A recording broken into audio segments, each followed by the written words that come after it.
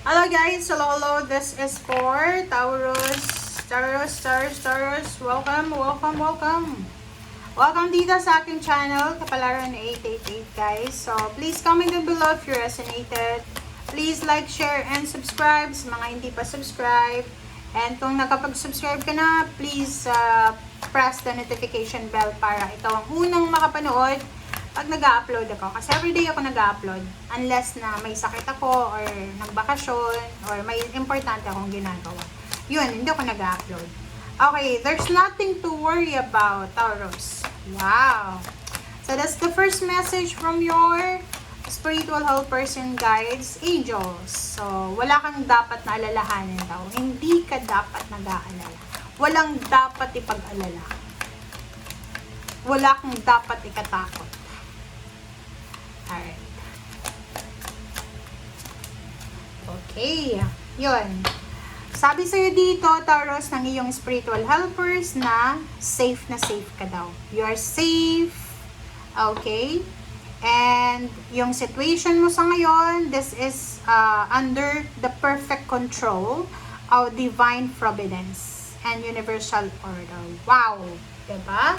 Protektado ka ng Panginoon, ng universe. Okay? Ng spiritual guides, ang helpers mo. And this is divinely guided kung ano man ang nangyayari sa buhay mo. So, sinasabi ng baraha, be positive. Puro lang positive, Taurus. Thoughts and emotion. And sinasabi ng baraha sa'yo dito na iwasan natin maging negatibo. Alright, and iwasan natin yung overthinking, overanalyzing, mga tamang hinala, ganito. Play. Okay? So, dito sinasabi, don't worry. There's nothing to worry, don't worry. Okay?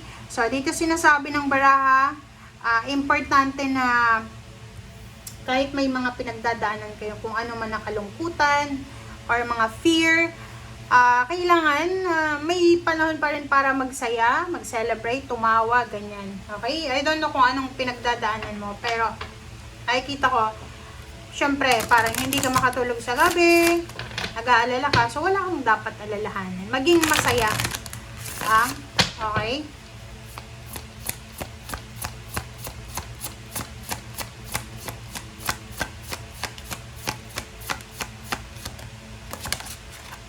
Okay, Taurus.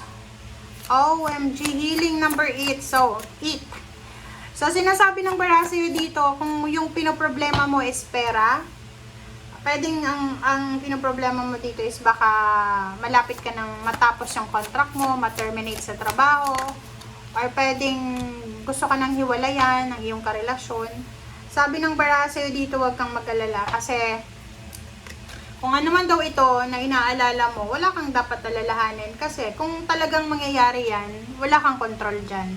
Diba? Halimbawa, gusto ka nang alisin sa trabaho kasi magbabawas ang empleyado.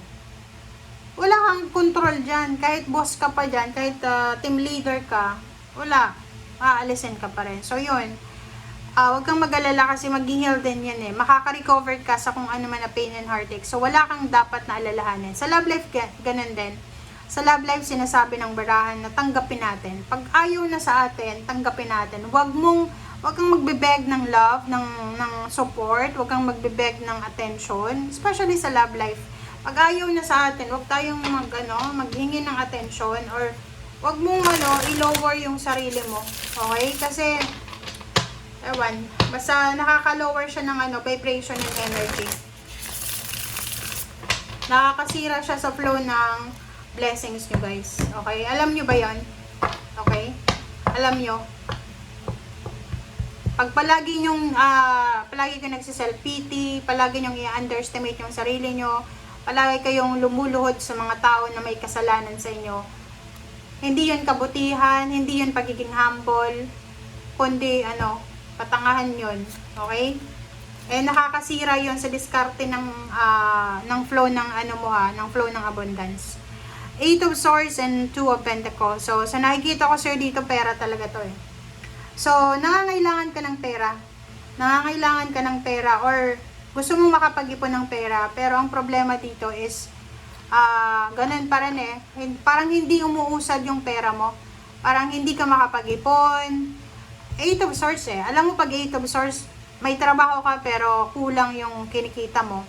May business ka, palugi yung business mo. Imbes na, instead na mag-progress siya, nalulugi siya.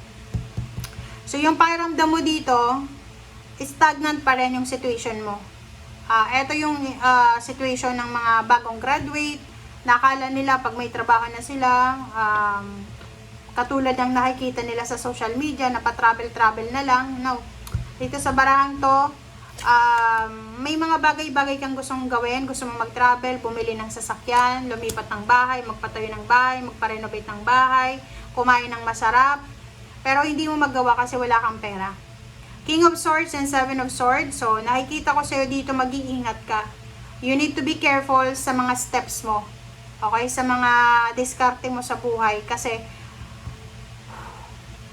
there's an intentional na cheating dito. Pwedeng, wala ka nang pera, nalaman mo pa na niloloko ka ng karelasyon mo. Wala ka nang pera, malalaman mo pa na in-scam ka ng kaibigan mo. Okay? Six of Cups. Sabi ng bara sa'yo dito, yun. Ang nakikita ko sa'yo dito, halimbawa, lumipat ka, umalis ka sa bahay nyo. Pumunta ka sa city kasi naghahanap ka ng trabaho. Or umalis ka sa poder ng parents mo kasi nag-asawa ka. Or nagkaroon ka ng ka-live-in. Nakipag-live-in ka. Ang mangyayari ngayon, posibleng bumalik ka. Isang napakabilis na desisyon. Ang posibleng gagawin mo is, babalik ka sa kanila. Babalik ka sa parents mo, babalik ka doon sa lugar kung saan ka galing. Kasi, mas makakapag-save ka doon ng pera. Like for example, ganito lang yun. Pumunta ka ng Maynila or ng city para maghanap ng trabaho. Okay, nakakuha ka ng trabaho. Minimum wage. Magkano yung minimum wage sa Manila? Magre-rent ka ng bahay. Magre-rent ka ng, bahay. Bayad ka ng tubig or ilaw, pagkain mo, transportation. Buti lang kung lalakarin mo yan. Okay? So, i-compare mo siya. Wala eh. Kumikita ka ng mas mataas sa provincial rate kung saan ka nakatira dati, pero wala ding natitira. Parang nagpapagod ka rin. Walang katotohanan yung pagod mo. So, makakapag-isip ka na, babalik ka na lang doon. Mabilis na desisyon to, napakabilis na desisyon.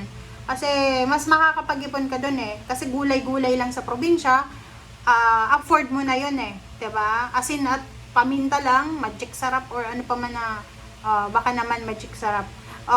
Diba? So, Four of Pentacles, so sinasabi ng baraha sa'yo dito, makakapag-ipon ka. So, yun ang nakikita ko sa'yo. Strength card and King of Pentacles, King of Cups, sorry. Natuwa ako sa reading mo. Okay, Strength card and King of Cups, Eight of Pentacles and Ten of Wands. So, this is the solution talaga na kailangan mong gawin. Kasi unang-una, napakarami mong obligations ngayon. Like, parang you're providing, breadwinner ka ng isang pamilya na hindi mo naman kadugo.